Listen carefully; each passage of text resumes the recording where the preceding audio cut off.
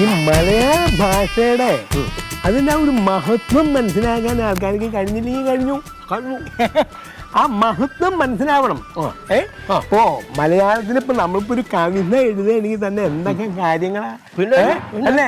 അതിനിപ്പോ ഒരു കവിത ഞാൻ വൃത്തം വേണം, ഉപമ, ഉൽപ്രേക്ഷ, അലങ്കാരം, എന്തൊക്കെ സാധനങ്ങള്. ഇപ്പൊ മലയാളത്തില് വ്യഞ്ജനാക്ഷരങ്ങള്, സ്വരാക്ഷരങ്ങള് എന്നൊക്കെ പറഞ്ഞ സംഭവങ്ങൾ പോലും വ്യക്തമായിട്ട് പറയാൻ അറിയാത്ത ആൾക്കാരുണ്ട്. ഇപ്പൊ മലയാളത്തില് വ്യഞ്ജനാക്ഷരങ്ങളൊന്നും എടുത്തു നോക്കുക. ഉദാഹരണത്തിന് ഞാൻ പറയാം. അപ്പൊ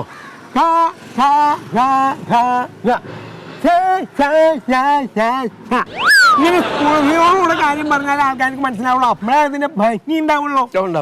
ഇത് വായ തോന്നിയ രീതിയിൽ അങ്ങനെ പറഞ്ഞ ആൾക്കാരുണ്ട്. ഉണ്ടാവില്ല.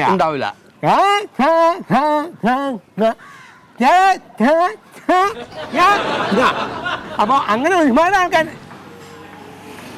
ഇതെന്താ സംഭവം?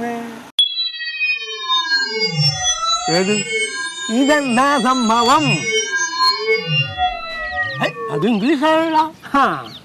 മലയാളിയായിട്ടുള്ള നമുക്ക് മലയാളം വ്യക്തമായിട്ട് സംസാരിക്കാൻ അറിയുമ്പോ ഇംഗ്ലീഷിന് ആവശ്യമുണ്ടോ? അതില്ല. അതങ്ങോട്ട് ചീന്തി കളയാ. നമ്മളങ്ങോട്ട് ചീന്തി കളഞ്ഞ നാട്ടുകാർ നമ്മളെ തല്ലൂലേ? നമ്മൾ ഈ നാട്ടുകാരല്ലേ? അങ്ങനെ ഒരു പ്രശ്നമുണ്ടോ? ഉണ്ടാവും. എന്നാ പുറത്തുള്ള ഒരാളെ കൊണ്ട് ഇരിക്കാം. അതാ നല്ലത് അല്ലേ?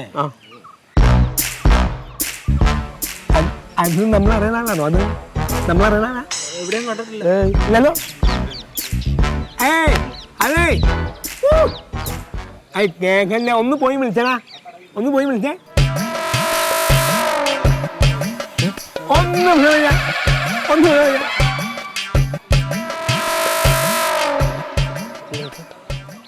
ഒന്നുമില്ല.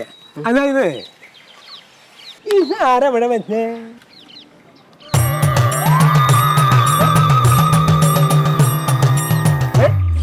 ഇത് KCB വെച്ചായിരിക്കുള്ളൂ. പോസ്റ്റല്ല, ഈ പോസ്റ്റിന്റെ മുകളിലുള്ള ഈ നോട്ടീസ് ഇവിടെ ആരാ വെച്ചേ? എനിക്കറിയില്ല കേട്ടോ, ഞാൻ ഇവിടുത്തെ കാരനല്ല. മലയാളി അല്ലേ? മലയാളികൾ അല്ലേ? അപ്പൊ ഞാൻ ഏത് നാട്ടുകാരനായാലും നമ്മൾ ഒരേ നാട്ടുകാരാ. കേരളീയരാണ്, മലയാളിയാണ്. അങ്ങനെയുള്ള നമുക്ക് മലയാളം അറിയുമ്പോ പിന്നെ ഒരു ഇംഗ്ലീഷിന്റെ ആവശ്യം പെടുന്നോ? ഉണ്ടോ? ഉണ്ടോ? ഇല്ല.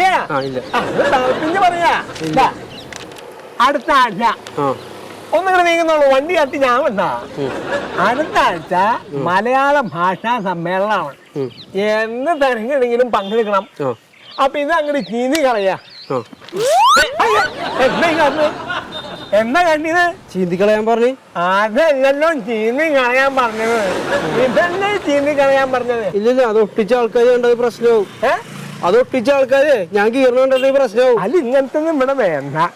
എന്താ കാര്യം? എന്താ ഇത് ഇംഗ്ലീഷല്ലേ? കണ്ടറിയില്ലേ? ഇത് ഇംഗ്ലീഷല്ലേ? അങ്ങനെയാണെങ്കിൽ താഴെ ഉള്ളതും കീറിക്കളയണം. ഇലക്ട്രിക്കൽ എന്നുള്ളത് ഇംഗ്ലീഷാണ്, പ്ലംബിംഗ് എന്നുള്ളത് ഇംഗ്ലീഷാണ്, മെയിൻ്റനൻസ് ഇംഗ്ലീഷാണ്, വർക്കുകൾ എന്നുള്ളത് ഇംഗ്ലീഷാണ്, ചെയ്തു കൊടുക്കപ്പെടും മലയാളമാണ്. അപ്പൊ അത് മാത്രമേ ചെയ്തു കൊടുക്കപ്പെടുന്നുള്ളത് മാത്രം നിർത്തി ബാക്കിയെല്ലാം കീറിക്കളയാം. ബുദ്ധിയാണ്.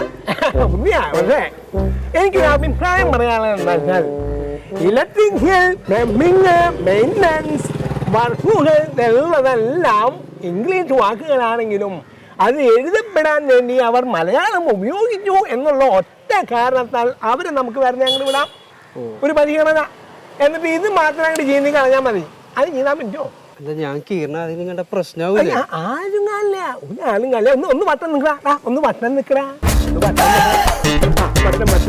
പോലെ അങ്ങനൊന്നും വട്ടം പറഞ്ഞു.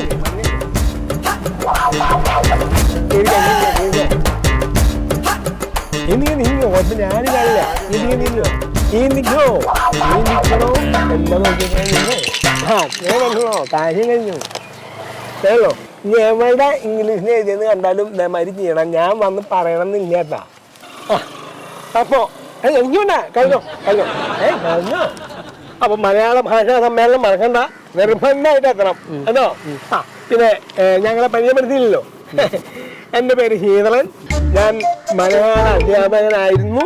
ഇപ്പൊ റിട്ടയർഡായി. അധ്യാപകനാണല്ലേ? പിന്നെ ഇത് മിസ്റ്റർ സുമേഷ് കുമാർ. ഇദ്ദേഹം കവിയാണ്. പാട്ടും പാടും. ഒരു പാട്ട് ഞാൻ പാടാം. അയ്യോ വേണ്ട വേണ്ട. അല്ല ഒരെണ്ണം പാടാം. വേണോ? പാടണോ? അല്ല, എന്തായാലും സമ്മേളനത്തിന് വരാൻ നിൽക്കുകയാണല്ലോ. സമ്മേളനം കഴിഞ്ഞ് പോട്ടെ, എന്നിട്ട് വേണമെങ്കിൽ പാടി കേൾപ്പിക്കാം. ഓ പോട്ടെ പോട്ടെ പോട്ടെ പോട്ടെ. അപ്പൊ എന്നാ അങ്ങനെ പറഞ്ഞ പോലെ കേട്ടോ. എന്നാ നമുക്ക് ഇനി അടുത്ത പരിപാടി എന്താ?